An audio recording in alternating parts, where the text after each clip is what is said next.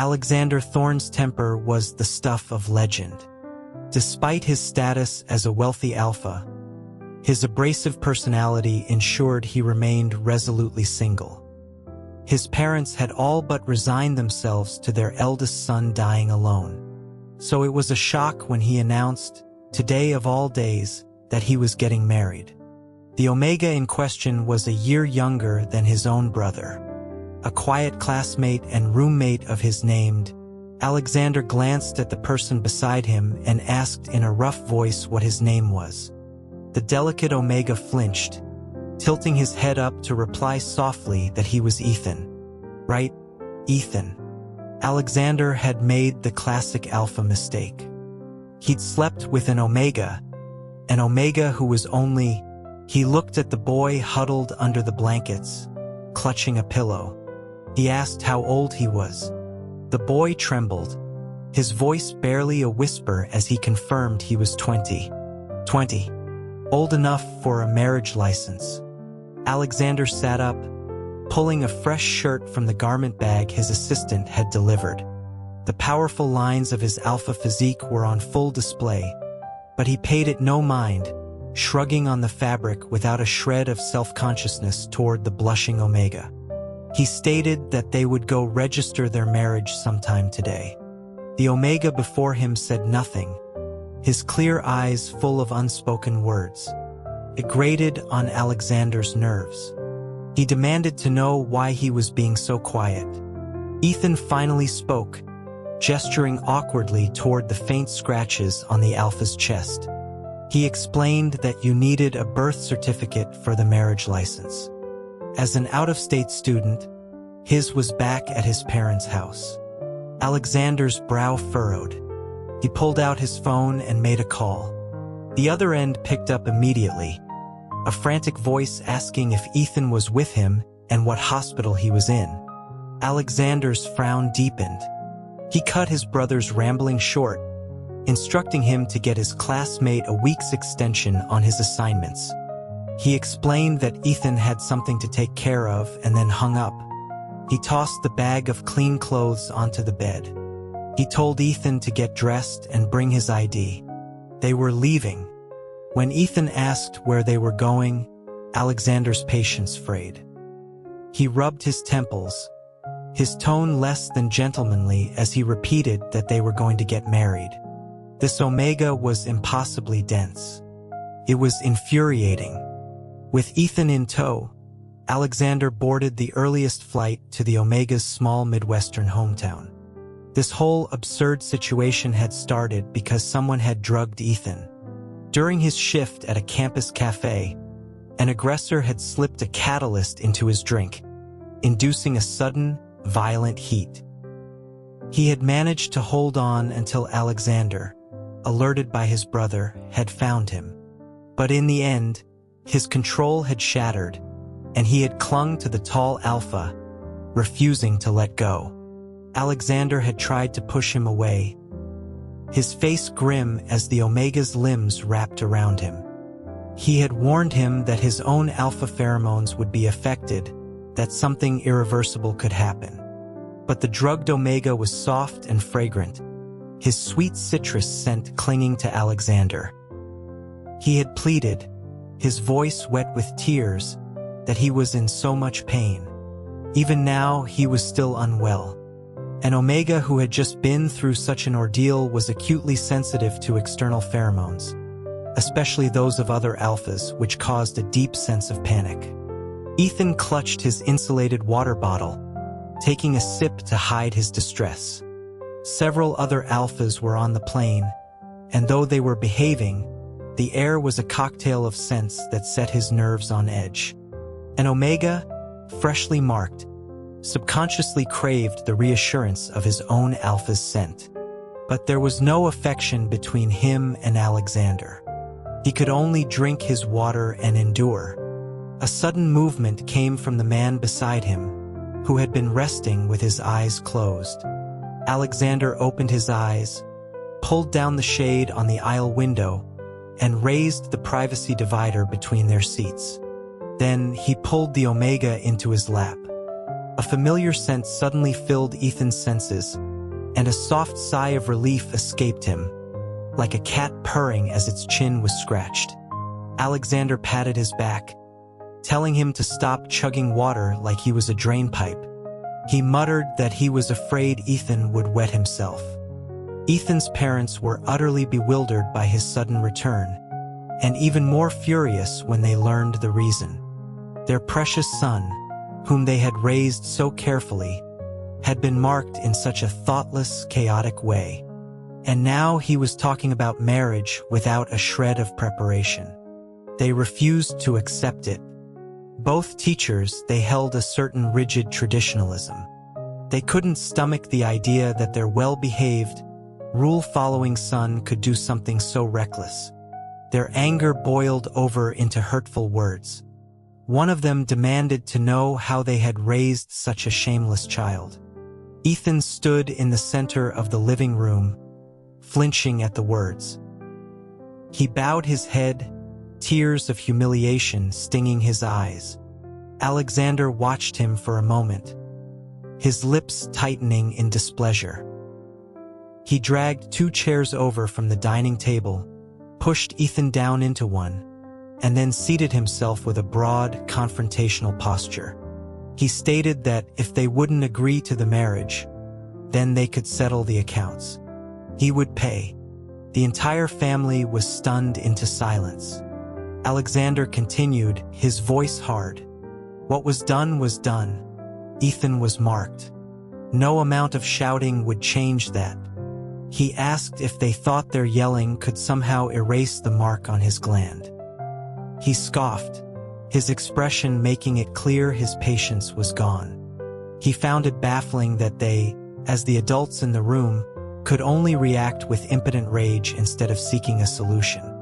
When no one responded, he laid out the options as if he were reprimanding his subordinates at work. Either their son married him and the matter was closed, or they could sue him. He would have his lawyers handle the compensation. The alpha's detached attitude made Ethan, seated beside him, tense with misery. For a newly marked Omega, hearing words that sounded so much like abandonment was a special kind of pain. Suddenly, Alexander reached out and took his hand. He enclosed Ethan's left hand in his own, holding it up for the parents to see. He declared that no matter what they said, he and their son had already done everything they were supposed to, and everything they weren't. He glanced at Ethan. He added that Ethan might even be carrying their grandchild right now. But he assured them not to worry. Whether it was mark removal or an abortion, he would cover all subsequent medical bills, lost wages, and compensation for emotional distress. He would take full responsibility. With that, Alexander stood, pulling the red-eyed Ethan up with him. He said he had made his position clear and that they would be leaving now. His presence was a storm in the quiet house as he told the parents to think it over. Then he truly did leave, pulling Ethan with him. Outside, he told Ethan they needed to find something to eat, then a place to stay. He noticed the Omega's silent tears and frowned again in irritation. He asked why he was crying, what was there to cry about. Ethan wiped his face with his sleeve, his voice thick. He apologized to Alexander, saying he had caused him trouble. He insisted that what happened wasn't his fault and that he didn't need any money. He could handle it himself. Alexander let out an exasperated sigh, muttering that the only thing he looked capable of handling was crying himself to death. He repeated that they would eat first, then go to the county clerk's office to get a certified copy of his birth certificate. Getting married wasn't a negotiation. It was an announcement. He didn't care who approved. 13 hours after making the mistake all alphas are prone to, Alexander Thorne was officially married to the delicate Omega beside him. Fresh from the clerk's office, Alexander was already forgetting the details. He called him Evan by mistake. The newly minted husband shot him a glare. His name was Ethan. Alexander felt no embarrassment for his error. He just remembered to ask if Ethan had his insurance card on him. Ethan, looking confused, confirmed that he did. Alexander clicked his tongue, muttering that it was no wonder he got into trouble. Being so naive he couldn't even think for himself. He told him they were going to a clinic for a checkup. Being drugged like that could have unforeseen health consequences. It was astonishing that the boy didn't seem concerned about his own body. The doctor informed them that, for now, Ethan's health seemed fine. Aside from the elevated hormone levels typical for a newly marked Omega, there were no other immediate issues. As it happened, the specialist on duty was a visiting expert from a renowned research hospital that the Thorne family had invested in. Alexander, as the current head of the family business, had met this specialist, Dr. Anya Sharma, before. While Alexander was handling the paperwork, Dr. Sharma took the opportunity to chat with the young Omega. She was an elegant woman, her professional demeanor softened by a warm smile. She gently told Ethan that although there were no complications, she strongly recommended they decide quickly about contraception. She emphasized his age, asking if, at only 20, he was truly prepared to be a father. She advised him not to let one instance of carelessness lead to a lifetime of regret. The chances of conception after a first marking were over 90%. To prevent it, a specialized Omega-specific pill had to be taken within 24 hours to prevent implantation. Ethan looked around helplessly, unsure how to respond. Alexander returned just then and made the choice for him, telling the doctor to write the prescription. He said Ethan could barely take care of himself, let alone a child. Later, Ethan sat quietly on a bench outside the clinic, holding the small, distinctively packaged box containing a single emergency contraceptive pill. It was a well-known brand, and anyone who saw it would know the unfortunate circumstances that necessitated its use. Ethan, however, seemed oblivious to the pitying glances from passers-by. He sat for a while, lost in thought. Alexander had gone to pick up the final lab results, telling him to take the pill before he got back. A small smile touched Ethan's lips as he remembered the alpha's fierce expression. He wondered if it had ever occurred to Alexander that he could just throw the pill in the trash. As if considering it, he slipped the box into his messenger bag. Then he pulled out another identical box. The only difference was that this one was empty. The pill from inside it had been swallowed the day before and was already doing its job. Ethan rested a hand on his flat stomach, a flicker of regret in his eyes that was quickly replaced by resolve. They would have a child one day, but it was too soon. The man he loved did not love him back yet. For now, he could wait. Back in their hotel room, Alexander handed a glass of water to the Omega sitting on the edge of the bed. His face was unreadable as he told him to hurry up and take the pill. He asked what Ethan wanted to eat. He would go down and buy it. He instructed him to stay in the room and rest.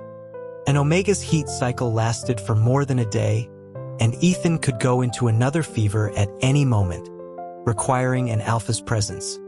He couldn't exactly carry him around everywhere like a baby kangaroo. Ethan hesitated, then finally spoke. He asked if Alexander didn't want him or their baby. A newly marked Omega was incredibly sensitive, and Alexander's words at the clinic had clearly caused him deep pain. He twisted his fingers together, looking wretched. Alexander just shook his head, remarking on how difficult Omegas were. He stated in a final tone that the pill was non-negotiable. He acknowledged that they were legally married, but questioned how long it would last.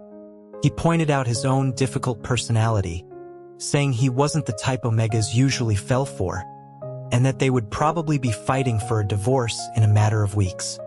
Not a single kind word left his mouth. He popped the pill from its blister pack and handed it over. Since there was no emotional foundation between them, he said, it was irresponsible to bring a child into the mix. He did add, however, that for public purposes, he would say Ethan had been pregnant. Ethan was completely bewildered and asked why. Alexander shot him a look, sighing with exasperation. Did he not know that an Omega with a history of miscarriage during a marriage could claim a larger portion of assets in a divorce? He was a college student. How could he not know these things? The more he looked at him, the dumber he seemed. Ethan was a creature of habit. In his 20 years, the most rebellious thing he had ever done was defy his family's wishes and enroll in a university in another state. To force him to quit and re-enroll in a local college of their choosing. His family had cut off his living expenses, completely disregarding the difficulties an Omega under 20 would face living alone. Since starting college, Ethan had supported himself through work-study programs. He endured it because he knew his parents didn't want a son. They wanted an obedient accessory to satisfy their own vanity and need for control. Few people knew about his situation. From the outside, it simply looked like he had strict parents who wanted the best for him, and he was the shining result. Obedient, sensible, and a student at a top university. No one ever wondered who the real Ethan was. After moving into the dorms, he quickly befriended his roommates, which is how he met Leo Thorne, an Omega as untamed and fragrant as a gardenia in full bloom. Ethan envied Leo. He envied his freedom, his ability to live without considering the feelings of others, to do whatever he wanted. But most of all, he envied that no matter what trouble Leo caused, he had an alpha brother who would always be there to clean up the mess, to tolerate him, even if that alpha always wore a scowl. It made his own heart ache with a quiet longing. Alexander led the Omega into his penthouse for the first time. He pointed out the layout in a clipped, businesslike manner. The kitchen was by the entrance, the living room, study, and guest room were adjacent, and the master suite and walk-in closet were on the second floor. He said Ethan could sleep wherever he wanted. He would be in the master. Ethan blushed. He asked if, since they were married, he couldn't stay in the master bedroom with him. Alexander seemed to find this perfectly logical. He replied that he had said he could stay wherever he liked, and the master bedroom was of course an option, but it would mean sharing the king-sized bed. Ethan's eyes blinked. Sharing the bed was a given, wasn't it? Alexander's brow furrowed again. He said that if Ethan felt awkward or uncomfortable, he should just take the guest room. But if he chose the master, they would share the bed. He had no intention of sleeping on the floor in his own home.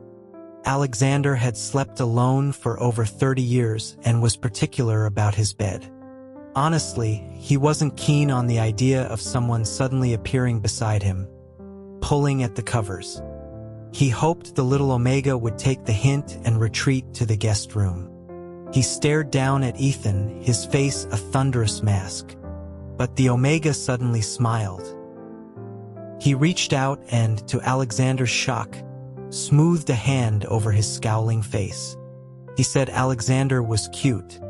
Alexander Thorne, 32 years old and married for 9 hours and 7 minutes, now had a citrus-scented Omega in his bed. He was not used to it, especially when the Omega was wearing one of his pajama shirts and murmuring how good his blankets smelled before burying his face in them and taking a deep, appreciative sniff. Ethan pressed his face into the soft duvet, the alpha's jasmine scent filling his senses. Unlike his brother Leo's floral gardenia, Alexander's scent was a rich, heady jasmine, intense and bold. This cold, fierce alpha smelled of summer flowers. Ethan took another deep, intoxicating breath. This man was devastatingly attractive. He resolved to win him over. At 2:30 in the morning, Alexander was wide awake, lying as still as a board. Beside him, the other half of the duvet rose and fell with the Omega's steady breathing. He turned his head, his eyes tracing the boy's silhouette in the dark. Most of Ethan's face was buried in the pillow, but the visible part still looked impossibly young. Why did he look so young? It made Alexander feel like a predator. Even at 20, he had an air of fragility that was anything but mature. Alexander found himself irrationally annoyed that the Omega wasn't more masculine, a completely absurd expectation. He shifted closer, his irritation warring with another feeling. The boy was so small, radiating warmth, and that damn citrus scent was wafting from him. It was maddening. Alexander turned away with a huff. He was a sucker for these delicate Omegas. And now he was married to one, all because of his disaster-prone brother. At 2:30 in the morning, Ethan was pretending to be asleep. He felt the man beside him shift, felt his gaze land on him. A jolt of nervous energy shot through him. He pressed his face deeper into the pillow, terrified of being caught. He wondered if he looked foolish. The alpha's jasmine scent, unconsciously released, made his skin feel hot. This alpha was the epitome of masculinity. He didn't think his own secret, deep breaths made him seem like a creep at all. He felt Alexander move closer, then lie back down. Had he stopped looking? Ethan squinted, one eye open. Alexander was lying flat on his back, his brow furrowed even in the dark. Ethan closed his eyes, turned over, and snuggled himself into the alpha's space. He loved him even when he frowned. You can't keep secrets on a college campus. The latest rumor was that Ethan, their class representative, the quiet, scholarly Omega, had been assaulted by thugs. Whispers followed him down the hall, wondering if his life was ruined. The moment he returned to classes, the atmosphere was strange. People stole complicated, pitying glances at him. After class, a friendly Omega from his course pulled him aside in the restroom, struggling for words before finally telling him he had to be strong. Ethan was baffled. In the span of a week, he had somehow become a tragic, defiled figure. At dinner that night, his mind was elsewhere. Alexander frowned, asking if he was trying to feed his nose. Ethan put down his fork, looking mournfully at his alpha. He confessed to feeling anxious.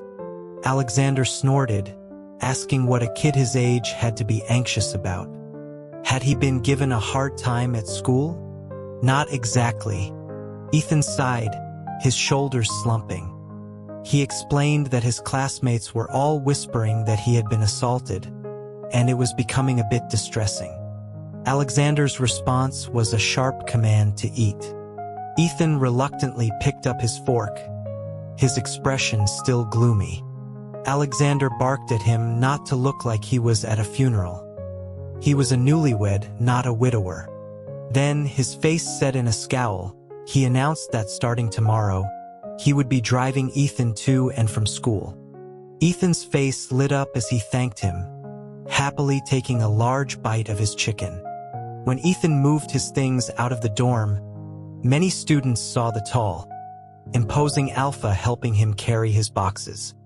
Someone asked why Leo Thorne's older brother was always with him lately. Another student pulled the questioner away, whispering that everyone knew Ethan's trouble was Leo's fault, so the family was obviously cleaning up the mess. Ethan heard the whispers. The usual gentle expression on his face hardened.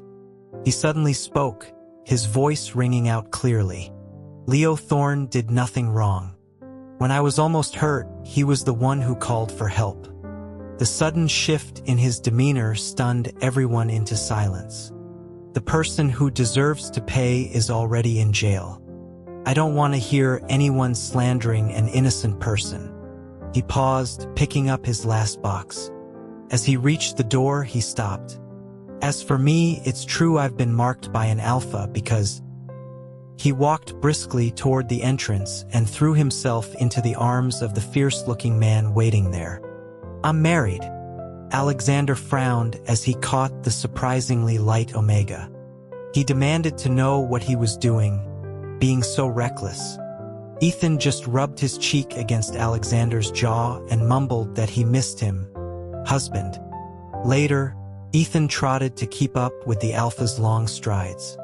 He called out to him, asking him not to be angry and to walk slower. Alexander stopped abruptly, and Ethan nearly collided with his back. He quickly tried to explain that he hadn't meant to call him that in front of everyone. It was a necessary move. People were being too nosy, and it was the only way to shut them down. It absolutely wasn't because he just wanted to say it. Alexander turned to face him, his expression unreadable. Ethan took his hand, giving it a small, tentative shake, and apologized. Alexander finally spoke, his voice low and displeased. He asked if those people really had nothing better to do than gossip about him all day. He poked Ethan's forehead. He then asked why Ethan had to be so good-natured about it, like a doormat. Ethan mumbled that he wasn't. He looked up, a sly smile playing on his lips, and asked if that was what Alexander was angry about. He had thought it was because he'd called him husband. Alexander looked genuinely perplexed. Isn't it perfectly normal for you to call me husband? They had a marriage license. If he wasn't Ethan's husband, what was he? He certainly didn't need another brother. A flicker of something else crossed his face before he caught himself. All right, husband, stop talking. Ethan clamped a hand over Alexander's mouth, his ears burning. Let's go home. Did this alpha have any idea what he was saying? As they drove, Ethan was quiet and fidgety. Alexander glanced at him several times, completely unable to fathom what was going through the Omega's head. Omegas were truly a hassle. He asked what he wanted for dinner, saying he could pick it up on the way. Alexander didn't cook. No one in his family did. He had always employed a housekeeper, and his only culinary skill was boiling water. Ethan snapped out of his embarrassment, suggesting they buy groceries so he could cook. He asked if Alexander had any dietary restrictions. He had none. Alexander changed the car's destination to a grocery store near their building. He then grumbled, asking why Ethan had switched back to calling him by his name. Husband had sounded fine. Omegas were impossible to understand. Ethan's cooking was average at best, but Alexander ate the slightly overcooked vegetables without a word of complaint. As Ethan was clearing the dishes, Alexander suddenly told him he should cook less in the future. Ethan froze, a wave of embarrassment washing over him. He started to apologize, but Alexander cut him off, not having heard him anyway. He said the time could be better spent learning practical skills he could use in his career. Ethan's eyes lit up. Alex? A sharp glance from Alexander made him correct himself. Husband, can you teach me? Alexander raised an eyebrow. He only took on smart students. Ethan would have to be prepared. Ethan beamed. Thank you, husband. Alexander put a finger to Ethan's soft lips, his expression serious. During lessons, you will call me Professor Thorne. This alpha was definitely doing this on purpose. Alexander took his role as a mentor seriously. A top graduate from a prestigious business school and now a successful CEO, his insights were sharp and incisive, often leaving Ethan reeling. One evening, reviewing an analysis Ethan had prepared, he gave a grudging compliment, noting that it had taken him nearly a week to grasp the concept, calling him a blockhead. Ethan breathed a sigh of relief. Having Alexander as a formal teacher was surprisingly nerve-wracking. But Alexander was always serious about his work. There was no room for anything but the lesson at hand. As he started to introduce the next case study, he noticed Ethan stifle a yawn. His brow furrowed. He told him that if he didn't want to learn, he should just go to bed. Ethan quickly straightened up, patting his cheeks. He apologized profusely, explaining that it was finals week and he hadn't been sleeping well. Alexander's face grew even darker. Did Ethan think he was sleeping soundly? The Omega had been staying up until 3 or 4 every morning in the study. Now he was complaining about being tired. Ethan apologized again, his eyes watering from another yawn. He promised that next time, he would just sleep in the study so he wouldn't disturb Alexander's rest. This only seemed to make Alexander angrier. He demanded to know if that was what he was meant to take from his complaint. Ethan looked up at him, bewildered, just as Alexander strode over, scooped him up into his arms, and carried him from the room. He deposited him in their bed, grumbling about him acting like a ghost. He asked why he was so good at being pliant at other times but so stubborn about this. Didn't he know to ask his professor for an extension if he was overworked? Drowsiness was overtaking Ethan.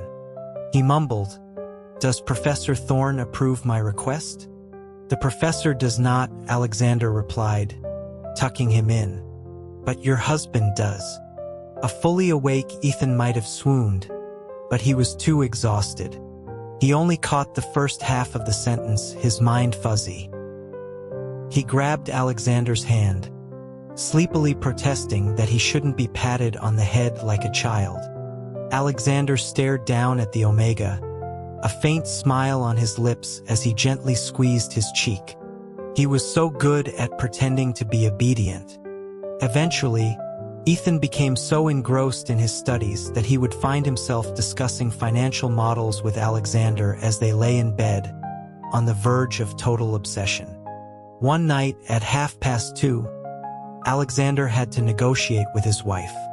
He asked if they could please sleep now and talk more tomorrow. Ethan pouted, saying he would just go read on his own then.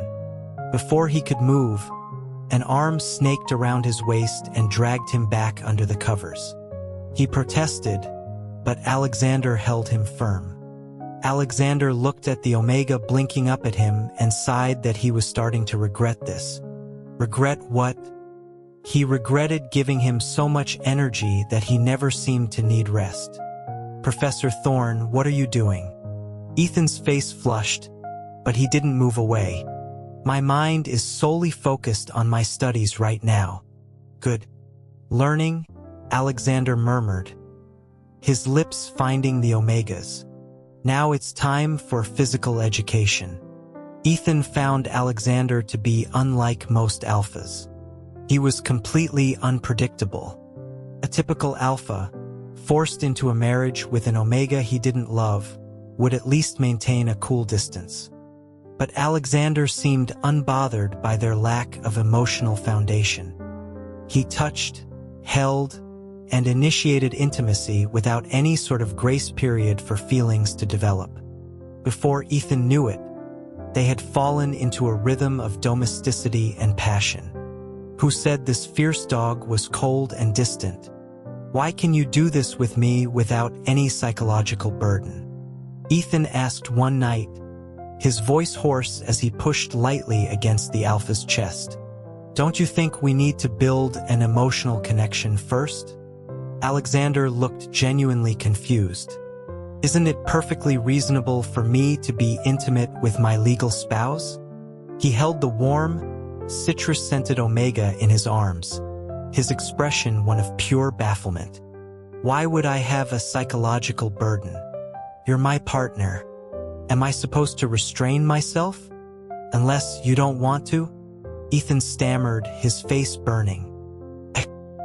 "I'm not going to be with any other Omega in my life," Alexander stated, his tone matter-of-fact. "You can't expect me to be celibate. If you're dissatisfied, we can communicate more, work on it. Just don't bottle things up." True to his word, Alexander began to initiate more in-depth communication with his precious Omega. A few days later, he announced that they would be going to his parents' house that weekend for a formal introduction. Ethan, half asleep, could only manage a muffled agreement. Alexander watched him nod off in his arms, a rare smile touching his lips. Getting this little Omega to meet the in-laws had been a surprisingly difficult negotiation. At the Thorne family estate, Ethan came face to face with Leo for the first time since the incident. The younger Alpha looked miserable and awkward. Ethan had always envied Leo's carefree spirit, his temper, his impatience, his utter lack of gentleness. All things that made him so authentically himself and, Ethan thought, so much happier. Leo asked if he was okay. Ethan held back a smile at his worried expression, assuring him he was fine.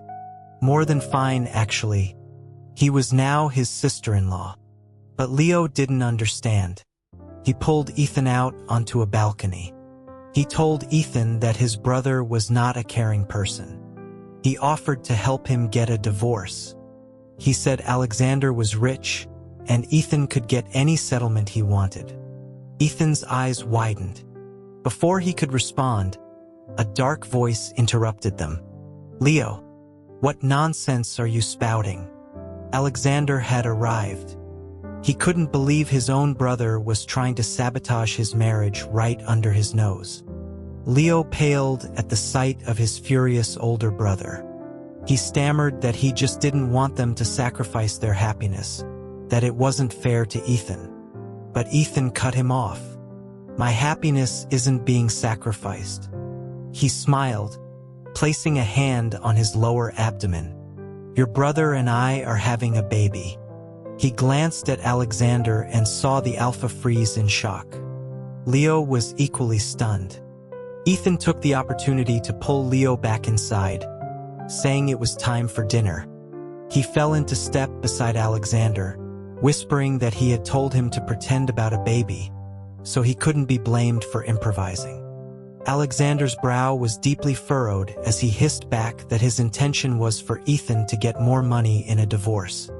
Ethan just smiled and pulled his hand away. "Then I'll just go tell Leo the first miscarried and have him help me with the divorce. We'll take you for everything you're worth." "Don't be ridiculous," Alexander growled, grabbing his arm and pulling him back. His voice was a low, intense whisper that wrapped around Ethan like his jasmine scent. "I've changed my mind. You'd better get ready." Ethan looked at him, the air between them suddenly charged. "Ready for what?" Alexander leaned in close, his lips brushing against Ethan's ear as he kissed the soft lobe. He said, "To make the lie a reality." Alexander's words left Ethan in a daze. For days, he would blush just looking at the Alpha. But Alexander himself seemed perfectly composed, as if his provocative statement had been nothing more than a passing flirtation. This frustrated Ethan to no end. But with final exams looming, he had to push it aside and focus. He moved back into his dorm room for the last week of the semester to study. His old four-person room was now a single. Two of his former roommates had been expelled, and Leo, feeling guilty, had moved back home.